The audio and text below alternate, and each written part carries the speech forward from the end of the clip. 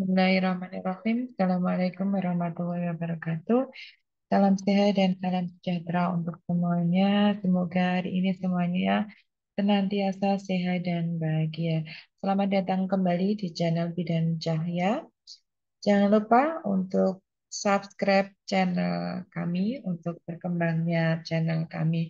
Baik, untuk kesempatan kali ini kita akan kembali diskusi bersama untuk mata kuliah praktek profesional bidan. Untuk topik kita kali ini adalah tentang transisi dari mahasiswa ke otonom bidan yang akuntabel, pengembangan profesional berkelanjutan, rencana belajar sepanjang hayat, dan keterampilan belajar mandiri. Dalam beberapa menit ke depan kita akan kembali berdiskusi bersama tentang materi tersebut. Baik, kita langsung saja ke slide pertama. Eh, Kalau kita mau melihat transisi dari mahasiswa ke otonom bidan yang akuntabel, maka kita akan kembali melihat definisi dari mahasiswa, definisi dari mahasiswa kebidanan itu apa, dan bidan itu apa, serta akuntabilitas itu apa. Yang pertama adalah tentang mahasiswa. Mahasiswa itu apa? Mahasiswa itu adalah seseorang yang dalam proses menimba ilmu ataupun belajar dan terdaftar sedang menjalani pendidikan pada salah satu bentuk perguruan tinggi yang terdiri dari akademik, bisa dalam bentuk politeknik, sekolah tinggi, institut, dan universitas.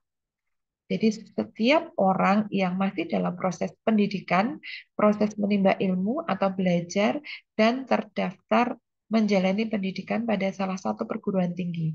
Perguruan tinggi tersebut bisa berbentuk akademik, politeknik, sekolah tinggi, institut, maupun universitas. Itu bisa disebut dengan mahasiswa. Sedangkan mahasiswa kebidanan sendiri itu apa? Yaitu seseorang yang sedang menempuh pendidikan tinggi dalam fakultas kesehatan dengan ilmu kebidanan atau profesi bidan. Itu disebut dengan mahasiswa. Ya, jadi seseorang yang masih proses belajar menempuh pendidikan tinggi di Fakultas Kesehatan dengan bidang ilmu kebidanan dan profesi bidan itu adalah mahasiswa kebidanan. Nah, selanjutnya bidan sendiri itu apa? Ya, pasti teman-teman juga sering mendengar definisi dari bidan bahwa bidan itu adalah seseorang yang telah mengikuti program pendidikan bidan yang diakui di negaranya dan telah lulus dari pendidikan tersebut serta memenuhi kualifikasi untuk didaftarkan dan atau memiliki izin yang sah untuk melakukan praktek bidan. Jadi seseorang yang sudah selesai pendidikan bidan yang diakui oleh negaranya, lulus dari pendidikan tersebut dan memenuhi kualifikasi untuk didaftarkan atau memiliki izin. Jadi kalau di sini ada kata dan atau, boleh sudah memiliki izin maupun belum, tetapi dia sudah layak untuk didaftarkan, untuk memiliki izin melakukan praktek bidan. Itu sudah bisa disebut dengan bidan. Sedangkan akuntabilitas bidan itu adalah pertanggungjawaban dan tanggung gugat atau accountability atas semua tindakan yang dilakukannya. Nah, sehingga kalau kita lihat yang dimaksud dengan transisi dari mahasiswa ke otonom, kita kalau melihat dari definisi tersebut bahwa yang disebut dengan mahasiswa, mahasiswa baik mahasiswa bidan ya, itu adalah kalau dari mahasiswa ke bidan itu kalau mahasiswa masih proses pendidikan, bidan sudah lulus, sudah selesai pendidikan dan sudah memenuhi syarat untuk didaftarkan atau untuk memiliki izin. Ya. Nah, sedangkan akuntabilitas bidan itu adalah pertanggungjawaban dan tanggung jawab atau akuntability atas semua tindakan yang dilakukan. Jadi transisinya itu apa? Perubahannya itu apa? Kalau mahasiswa bidan itu dia masih proses pendidikan, kalau bidan sudah selesai proses pendidikan dan sudah memenuhi syarat untuk bisa memiliki izin. Kalau bidan yang akuntabel itu bidan yang akuntabilitas bidan itu adalah pertanggungjawaban dan tanggung jawab atas semua tindakan. Bidan akuntabel itu adalah bidan yang sudah bisa bertanggung jawab dan bertanggung jawab atas semua tindakan yang dilakukan. Tindakan di sini adalah tindakan berdasarkan profesinya, yaitu tindakan kebidanan atau biasa disebut dengan asuhan kebidanan. Jadi perubahannya apa? Perubahannya adalah kalau mahasiswa itu masih proses pendidikan, kalau bidan itu sudah memenuhi kualifikasi untuk memiliki izin melakukan praktik bidan, bidan yang akuntabel, bidan yang sudah bisa bertanggung jawab dan bertanggung jawab atas semua tindakan dalam praktik kebidanannya. Jadi seperti itu. Oke, baik. Selanjutnya, kalau tadi sudah transisi dari mahasiswa ke bidan dan ke bidan yang akuntabel, maka tentang selanjutnya adalah tentang pengembangan profesional berkelanjutan. Kita tahu bahwa bidan itu adalah sebuah profesi. Ya, materi sebelumnya kita bahas. Kenapa bidan bisa disebut dengan profesi? Kenapa bidan disebut dengan kegiatan profesional atau profesi yang profesional? Nah, sehingga di sini kita ada topik pengembangan profesional berkelanjutan. Ya. Jadi pengembangan profesi bidan merupakan kondisi yang menunjukkan adanya peningkatan jenjang bagi seorang bidan, baik jenjang pengetahuan, keterampilan, dan jabatan.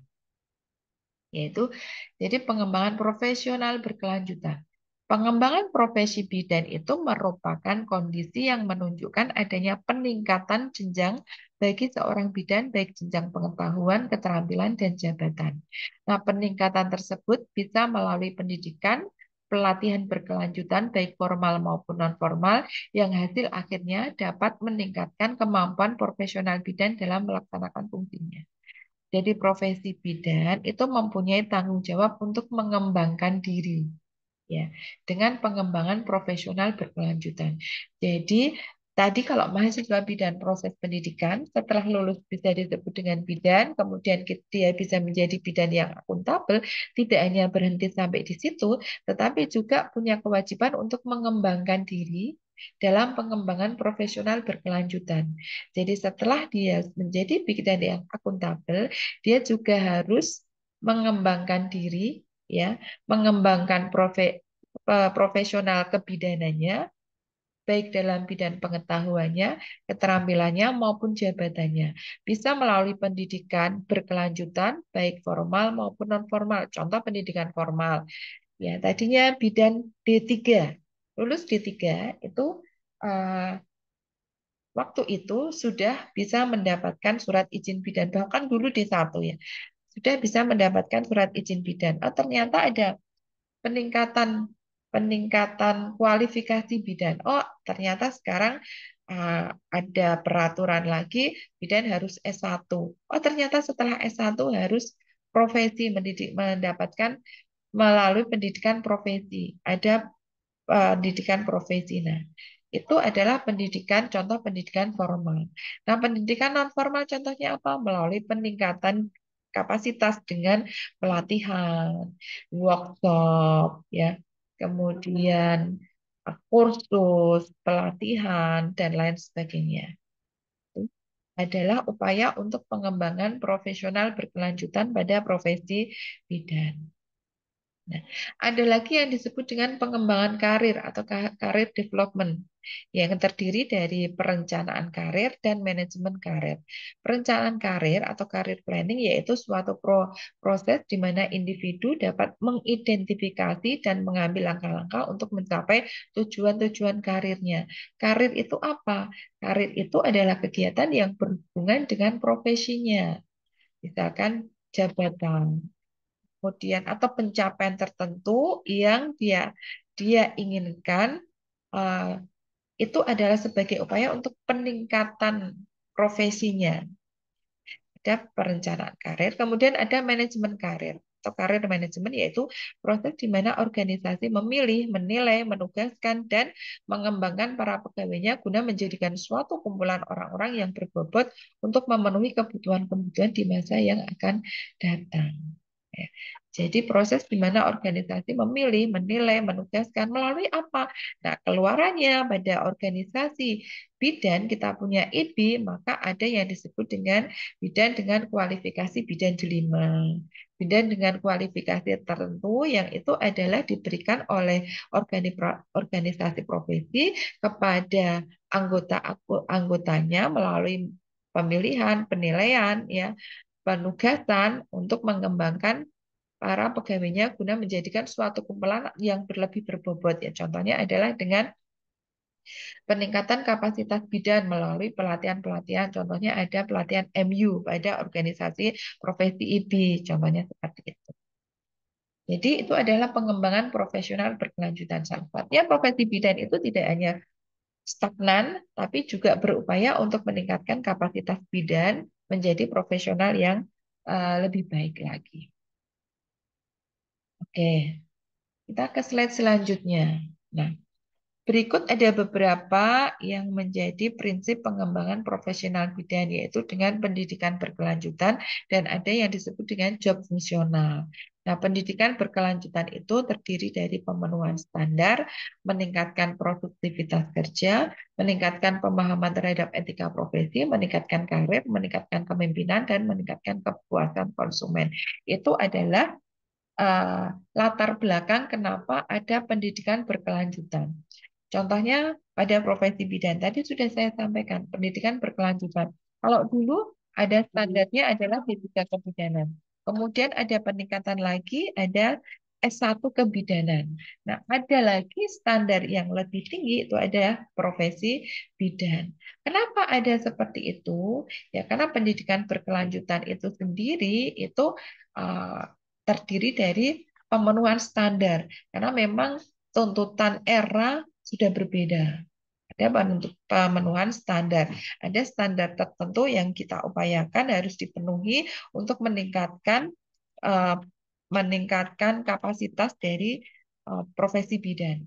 Kemudian ada meningkatkan produktivitas kerja, ya, menjawab permasalahan yang ada di lapangan, tantangan kemajuan ilmu pengetahuan dan teknologi dan sebagainya, ya. Kemudian meningkatkan pemahaman terhadap etika profesi, ya. Karena itu juga cukup penting. Kemudian meningkatkan karir, jelas pasti. Kemudian karena untuk pendidikan berkelanjutan itu adalah salah satu syarat untuk peningkatan karir, ya. Kemudian ada peningkatan kepemimpinan, ya. Kemudian ada peningkatan kepuasan konsumen. Dalam hal ini adalah masyarakat atau pasien dari asuhan kebidanan. Tuh. Jadi eh, prinsip pengembangan profesional bidan ada pendidikan berkelanjutan.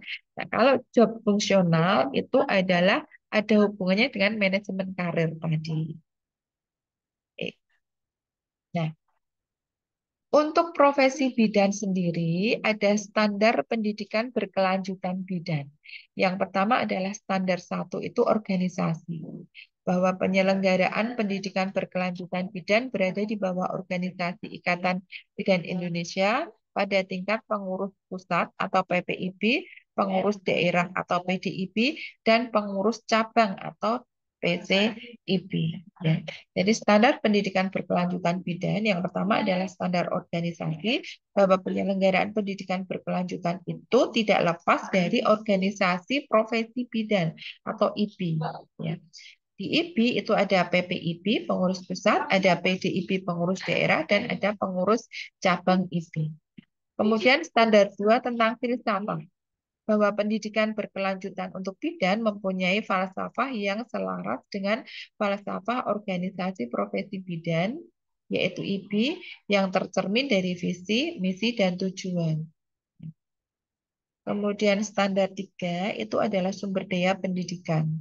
Bahwa pendidikan berkelanjutan untuk bidan mempunyai sumber daya manusia, finansial, dan material untuk memperlancar proses pendidikan berkelanjutan. Dan dalam hal ini sumber daya pendidikan pasti itu adalah untuk uh, ilmu kebidanan. Kemudian standar 4 itu program pendidikan dan pelatihan. Bahwa pendidikan berkelanjutan bidan memiliki program pendidikan dan pelatihan yang berkesinambungan sesuai dengan kebutuhan dan pengembangan, yaitu kebutuhan dan pengembangan untuk ilmu kebidanan. Ya. Sehingga pendidikan, pelatihan itu untuk memenuhi itu, dan kegiatan pendidikan pelatihan pada standar pendidikan berkelanjutan bidan itu sesuai dengan kebutuhan dan pengembangan ilmu kebidanan. Kemudian yang selanjutnya standar 5 yaitu fasilitas, bahwa pendidikan berkelanjutan bidan memiliki fasilitas pembelajaran yang sesuai dengan standar. Contohnya adalah standar untuk praktek kebidanan atau fasilitas pada pendidikan berkelanjutan bidan untuk kegiatan praktek kebidanan. Praktek bisa praktek di laboratorium, praktek di klinik, ya. Itu fasilitasnya itu fasilitas pembelajaran sesuai dengan standar kebidanan. Kemudian standar 6 itu tentang dokumen penyelenggaraan pendidikan berkelanjutan bidan, bahwa penyelenggaraan pendidikan berkelanjutan dan pengembangan bidan perlu pendokumentasian wajib itu. Dan standar 7 itu adalah pengendalian mutu pendidikan berkelanjutan, bahwa bidan melaksanakan pengendalian mutu pendidikan, pelatihan, dan pengembangan. Itu adalah standar pendidikan berkelanjutan bidan. Dan ketujuh standar itu harus dipenuhi di dalam proses pendidikan berkelanjutan profesi bidan. Sehingga ketika kita melakukan, ketika misalkan institusi pendidikan itu melakukan uh, pendidikan kebidanan, maka di dalam prosesnya pun, kemudian di dalam pengendalian mutu, kemudian di dalam pengembangan uh, aspek pendidikan itu tidak lepas dari organisasi profesi bidan, yaitu IPI. Oke, yang selanjutnya adalah topik tentang belajar sepanjang hayat. Apa definisi dari belajar sepanjang hayat? Konsep belajar sepanjang hayat pertama kali dikemukakan oleh Edgar Fayur dari International Council of Educational Development atau Komisi Internasional Pembangunan Pendidikan, bahwa para ilmuwan ilmu pendidikan yang semula mengatakan bahwa pendidikan terakhir saat individu telah tumbuh menjadi dewasa, kemudian mereka melakukan peninjauan terhadap konsep pemikiran sebelumnya sehingga tercetusnya pemikiran atau gagasan tentang pendidikan sepanjang hayat. Bahwa memang bahwa pendidikan itu tidak hanya berhenti ketika kita sudah melalui proses pendidikan formal maupun non formal, kemudian kita sudah disebut sebagai profesi tertentu, tetapi sesungguhnya bahwa pendidikan itu bisa dilakukan sepanjang hayat, baik secara formal maupun secara non formal. Nah, karakteristik pendidikan sepanjang hayat itu apa? Bahwa pendidikan tidaklah selesai setelah berakhirnya masa sekolah, tetapi itu adalah sebuah proses yang berlangsung sepanjang hidup, seumur hidup. Makanya disebut dengan pendidikan sepanjang hayat. Pendidikan seumur hidup itu tidak diartikan sebagai pendidikan orang dewasa, tetapi pendidikan seumur hidup itu mencakup dan memadukan semua tahap pendidikan, baik pendidikan dasar, menengah, dan sebagainya, ya. Sehingga pendidikan sepanjang hayat itu mampu menghilangkan tembok pemisah antara sekolah dengan lingkungan kehidupan yang tadi luar sekolah. Artinya apa? Bahwa selama kita hidup, sepanjang itu kita masih bisa mendapatkan pengetahuan atau masih melakukan pendidikan, masih bisa meningkatkan kapasitas, meningkatkan pengetahuan, masih bisa belajar. Itu yang dimaksud dengan belajar sepanjang hayat. Apapun yang ada di lingkungan kita, maka kita ambil, kita upayakan itu sebagai sarana untuk belajar. Itu disebut dengan belajar sepanjang hayat. Termasuk di dalamnya adalah pada kegiatan profesi bidan. Nah, tujuan pendidikan sepanjang hayat itu apa? Yang pertama adalah mengembangkan potensi kepribadian manusia sesuai dengan kodrat dan hakikatnya, karena terkadang kita tidak tidak tahu, belum bisa memahami suatu aspek pada ketika kita usia tertentu, tetapi dengan meningkatnya usia, kemudian meningkatnya pengalaman kita, maka kita akan lebih memahami situasi tersebut. Ya. Sehingga itu tujuan pendidikan sepanjang hayat itu adalah mengembangkan potensi kepribadian manusia sesuai dengan kodrat dan hakikatnya. Kemudian selanjutnya adalah sebagai pembelajaran mandiri atau self learning, yaitu menyesuaikan diri dengan perubahan positif yang terus-menerus dan berkembang dalam sepanjang kehidupan manusia dan masyarakat, serta menyiapkan diri guna menyiapkan kehidupan yang lebih baik di masa yang akan datang. Ya. Kemudian mampu mengembangkan potensi, pengetahuan, dan keterampilan yang dimiliki. Karena memang tadi usia itu bisa mempengaruhi pemahaman kita terhadap uh, materi atau terhadap ilmu atau terhadap sesuatu pengalaman yang kita temui. Itulah kenapa bahwa belajar sepanjang hayat itu penting. Nah, manfaatnya itu apa? Yang pertama adalah menjadikan seseorang tidak ketinggalan zaman. Karena dengan kita mau belajar, membuka diri tentang ilmu pengetahuan, tentang peningkatan pengetahuan, maka menjadikan kita tidak tertinggal dengan ilmu pengetahuan atau tidak ketinggalan zaman. Up to date. Ilmu kita juga up to date, pemahaman kita juga up to date, sehingga kita tidak tergilas oleh peningkatan pengetahuan atau kemajuan zaman. Kemudian manfaat yang selanjutnya itu adalah dapat terus memperbarui pengetahuannya, terutama bagi mereka yang sudah tidak mengenyam bangku sekolah lagi, ya, atau sudah lulus pendidikan formal. Itu bisa terus memperbarui pengetahuannya dengan kita membuka diri terhadap peningkatan pengetahuan.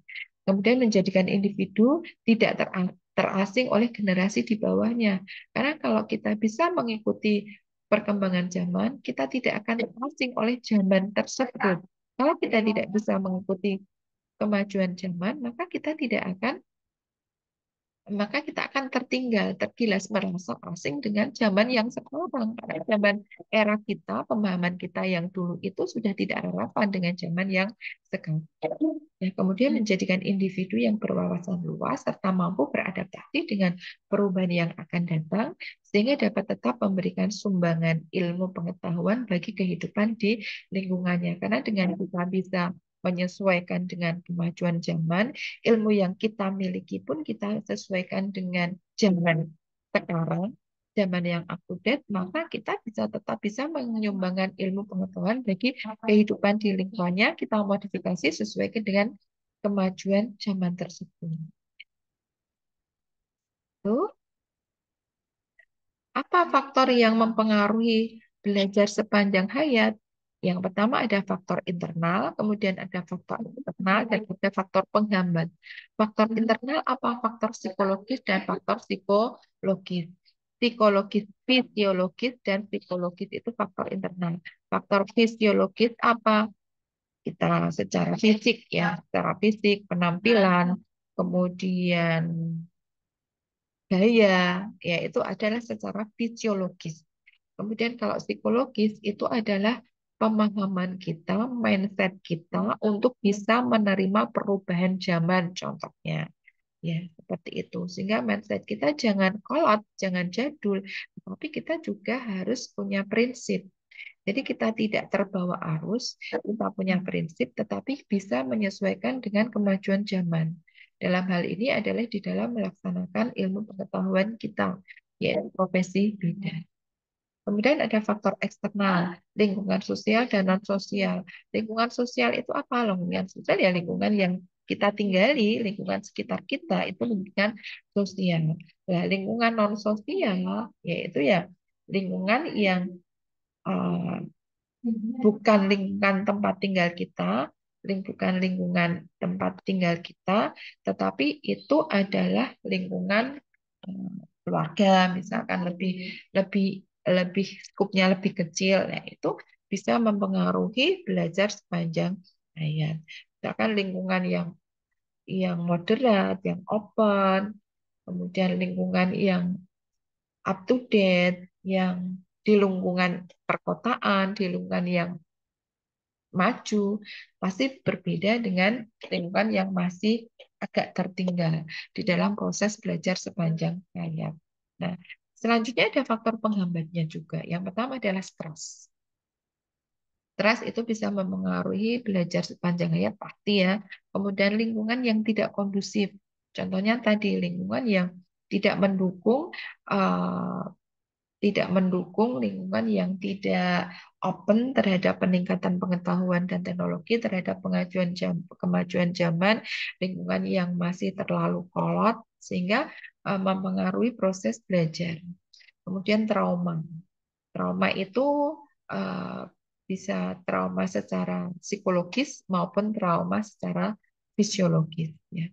Kemudian kejenuhan belajar karena kurang-kurangnya eh, belajar yang terlalu serius, misalkan belajar yang terlalu serius sehingga kurangnya variasi di dalam belajar.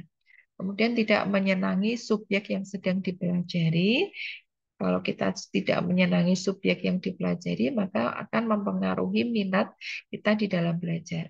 Kemudian guru yang kurang baik atau tidak sesuai dengan style kita, ya, karena penyampaiannya yang tidak sesuai dengan style kita, pemahaman kita, gitu ya. Bisa jadi itu juga mempengaruhi atau menjadi penghambat. Kemudian tidak ada bahan atau materi yang memadai, tidak kesukaran subjek yang tingkat kesukaran subjek yang dipelajari pasti, dan faktor ekonomi itu faktor yang menghambat belajar sepanjang hayat. Nah, wadah pendidikan sepanjang hayat. Ada pendidikan persekolahan atau pendidikan formal, ada pendidikan di luar sekolah atau non formal, sumber informasi baik berupa terbitan buku, majalah, media massa, baik cetak maupun elektronik ataupun sajian dalam internet. Itu adalah wadah pendidikan sepanjang hayat. Bisa formal, bisa non formal, bisa dari manapun, informasi manapun, bisa berupa dari buku, majalah, media sosial. Apalagi zaman sekarang sangat mudah untuk meningkatkan pengetahuan ya, dengan media sosial, media massa, dengan e-book, kemudian dengan internet itu sangat mudah untuk meningkatkan pengetahuan. Contohnya misalkan pelatihan atau seminar. Kalau dulu mengikuti pelatihan, seminar itu harus datang, harus mendaftar, meluangkan waktu. Tapi kalau sekarang pelatihan, workshop, seminar itu bisa kita lakukan kapan saja, sesiap kita, keluang kita, kemampu kita, ketersedianya kita, karena melalui YouTube, melalui internet itu kita bisa mengatur jadwal kita sesuai dengan keinginan kita.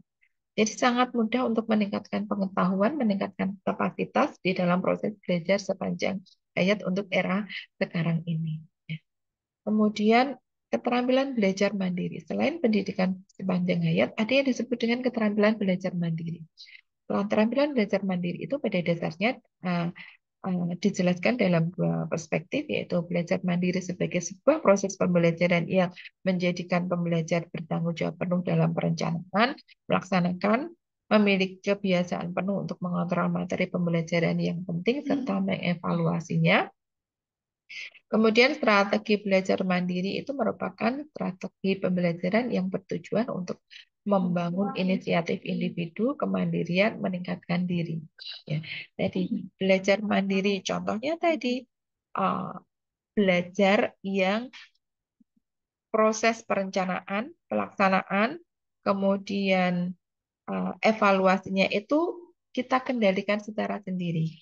Kapan kita mau melakukan, kapan mau melaksanakan, kapan mau mengevaluasi, itu kita kendalikan sendiri, keterampilan belajar mandiri. Sehingga sumber-sumbernya kita tentukan sendiri. Saya mau belajar dari mana, kemudian kapan, kemudian evaluasinya seperti apa. Sehingga kita bisa melakukan secara mandiri. Ya, karena bertujuan untuk membangun inisiatif individu, kemandirian, dan peningkatan diri. Kunci utamanya adalah pada niat dan pada kemauan untuk melakukan belajar. Itu adalah belajar mandiri. Ya, karena di sini tidak ada paksaan, tidak ada tidak ada tidak ada pengawasan, tetapi itu kuncinya itu adalah pada niat, pada kemauan kita untuk meningkatkan pengetahuan, meningkatkan keterampilan, meningkatkan kapasitas kita, sehingga kita berupaya untuk melakukan belajar secara mandiri. Itu dan belajar mandiri. Dan pada era sekarang, zaman sekarang, itu sangat mudah dilakukan, sangat mungkin untuk bisa dilakukan. Karena belajar di era sekarang itu tidak terbatas ruang dan waktu. Kapanpun bisa dilakukan, dimanapun, dengan cara apapun. Sehingga kuncinya itu adalah kemauan dan niat kita untuk melakukan belajar. Jadi, keterampilan belajar mandiri itu sesungguhnya bisa dilakukan di dalam upaya belajar sepanjang hayat. Ya.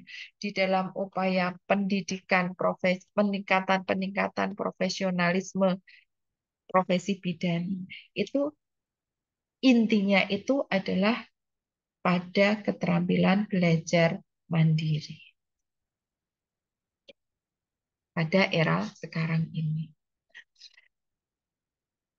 Pelaksanaan belajar mandiri itu dipengaruhi oleh beberapa faktor. Ada faktor karakteristik peserta didik yang meliputi pengalaman di dalam melakukan belajar mandiri, sehingga membentuk faktor psikologis, kesadaran akan pentingnya lingkungan yang mendukung pembelajaran, dan mengetahui gaya belajar yang tepat untuk diri. Ya. Jadi, pelaksanaan belajar mandiri itu dipengaruhi oleh beberapa faktor. Yang pertama adalah faktor karakteristik peserta didik yang meliputi pengalaman dia, kemudian itu akan mempengaruhi psikologis dan kesadaran dan mempengaruhi dia untuk membuat lingkungan yang kondusif untuk mendukung belajar mandirinya yang akan dia lakukan. Sehingga dia sadar gaya seperti apa yang cocok untuk saya untuk melakukan kegiatan belajar mandiri tersebut. Itu dipengaruhi oleh pengalaman. Kalau orang tidak punya pengalaman, dia tidak akan tahu sebenarnya saya itu karakternya seperti apa, style belajar saya seperti apa. Itu kalau orang tidak punya pengalaman di dalam belajar. Dan faktor yang kedua itu adalah faktor kemampuan self-monitoring, self-management, dan motivasi dari peserta didik di dalam belajar. Seperti apa? Yang tahu diri kita itu kan kita sendiri. Yang tahu kemampuan kita itu kita. Ya. Sehingga kita bisa memanajemen kita, memotivasi kita, memonitor diri kita di dalam proses belajar mandiri. Kita punya target-target tertentu, kita punya tujuan-tujuan tertentu, sehingga kita punya strategi tertentu untuk meningkatkan, untuk mencapai target kita. Target dalam hal ini adalah target kemampuan tertentu yang dilakukan untuk mencapai kemampuan tersebut dilakukan melalui belajar mandiri. Ya, kita punya target tertentu. Oh, saya harus tahu ini. Oh, saya harus tahu ilmu ilmu kebidanan terbaru. Oh, ternyata sekarang ada ilmu terbaru, misalkan komplementer atau apa ya. Saya harus tahu apa yang harus saya lakukan. Oh, ternyata saya harus mencari informasi tersebut melalui kanal ini, atau harus mengikuti pelatihan ini, atau harus mengikuti kegiatan ini. Contohnya seperti itu ya. Kemudian faktor keterampilan. Faktor keterampilan itu adalah kemampuan di dalam melakukan belajar mandiri. Dan faktor penghambat belajar mandiri misalnya itu adalah mood peserta didik yang tidak stabil ya. Itu adalah faktor-faktor yang mempengaruhi belajar mandiri. Jadi ada faktor karakteristik peserta didik ya yang dipengaruhi oleh pengalaman ya, kemudian psikologis, kesadaran, kemudian kemampuan untuk membuat lingkungan yang kondusif, kemudian faktor kemampuan dari dalam diri, ada self monitoring, self management dan motivasi. Jadi itu bersumber dari diri sendiri. Kemudian ada faktor keterampilan atau kemampuan skillnya. Kemudian ada faktor penghambat belajar mandiri itu dari dalam peserta didik, yaitu misalkan moody, orang yang moody, moodnya tidak stabil, sehingga akan mempengaruhi konsentrasi dan lain sebagainya. Sehingga kalau kita lihat di sini bahwa belajar mandiri, faktor yang mempengaruhi belajar mandiri itu hampir semuanya berasal dari diri kita sendiri, bukan orang lain. Sehingga bisa kita simpulkan bahwa yang mempengaruhi keberhasilan kita di dalam meningkatkan kapasitas, meningkatkan pengetahuan, meningkatkan profesionalisme itu sesungguhnya adalah diri kita sendiri. Keberhasilan itu tidak dipengaruhi oleh orang lain, tidak ditentukan oleh lingkungan, tetapi ditentukan oleh diri kita. Contohnya tadi, oh ada lingkungan yang tidak kondusif.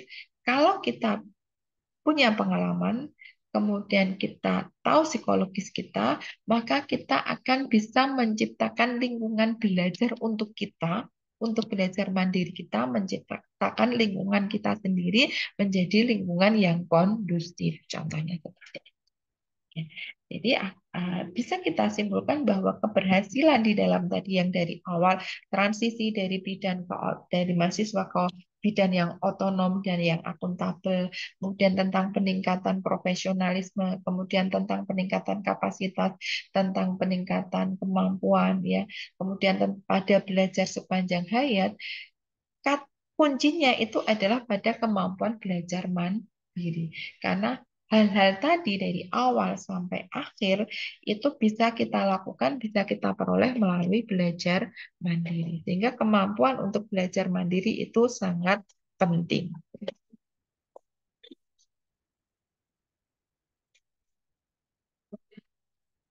Tuh, jadi belajar mandiri adalah peningkatan pengetahuan, keahlian, prestasi, dan pengembangan diri individu yang diawali dengan inisiatif sendiri, dengan belajar perencanaan secara sendiri atau self plan, dan dilakukan sendiri atau conducted, kemudian menyadari kebutuhan belajar, tujuan belajar, membuat strategi belajar, menilai hasil belajar, serta memiliki tanggung jawab sendiri.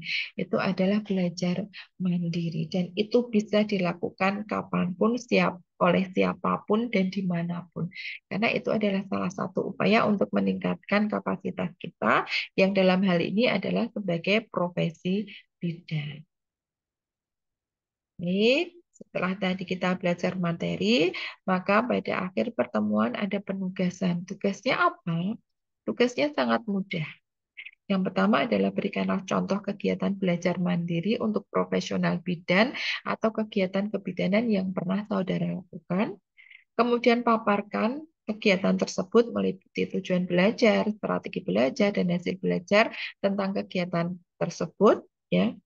Kemudian berikan alasan bahwa mengapa kegiatan tersebut itu bisa disebut sebagai kegiatan belajar mandiri. Karena saya yakin semuanya pasti pernah melakukan belajar mandiri. Saya yakin itu. Cuman sebelumnya kita tidak paham bahwa yang dilakukan itu adalah belajar mandiri. Nah, tugasnya sharing tentang kegiatan belajar mandiri yang sudah pernah teman-teman lakukan. Ya, contoh belajar mandiri pada profesional bidan yang pernah teman-teman lakukan. Kemudian paparkan meliputi tujuan, strategi, dan hasil belajar dari kegiatan tersebut, dan berikan alasan saudara kenapa kegiatan tersebut itu bisa disebut sebagai kegiatan belajar mandiri. Baik, itu adalah materi kita pada kesempatan kali ini. Terima kasih untuk perhatiannya. Semoga bermanfaat. Sampai ketemu untuk materi berikutnya. Saya akhiri sampai di sini. Wassalamualaikum warahmatullahi wabarakatuh.